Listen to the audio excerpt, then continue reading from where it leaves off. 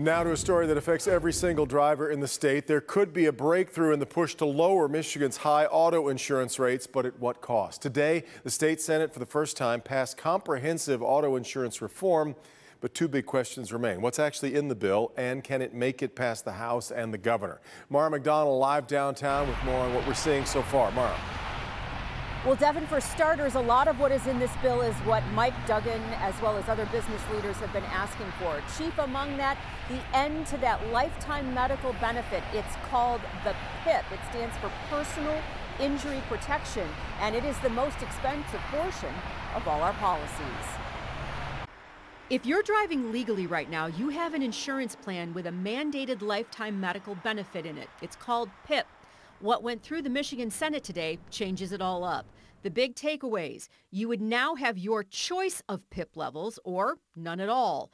Hospitals will no longer be able to charge what they see fit for medical care from auto accidents. They would be forced to follow the workman's comp fee schedule. It requires the Michigan Catastrophic Claims Fund to be transparent about how much money it has, and it also creates an auto insurance task force to be run out of the Michigan State Police.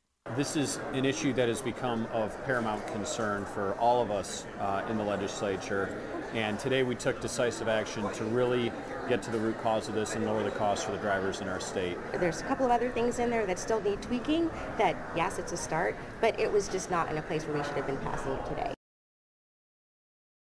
Here live. So right now, this bill has made it out of the Senate. It is heading over to the House, where likely it will see some modifications. And right now, Governor Whitmer says as this bill stands, she would not sign it. So, Devin, we have a ways to go. We're live downtown tonight. Back to you. No doubt. In fact, we're going to have more debate over these other factors, right, that insurers have been using, like what your zip code is, what your gender is in determining your rates. Already, Devin, it's interesting. The Senate passed modifications to its own bill that includes that. Gender is prohibited now in allowing auto insurers to use that to determine your rate. As far as zip code goes, they didn't outlaw the zip code portion of it. What they said is that insurers cannot turn you down on the basis of zip code. What they didn't include, and what I'm guessing we're going to see in the House portion of this, no guaranteed rate rollback. I think that's something that the governor wants to see, as well as what are you going to do about the whole credit score issue?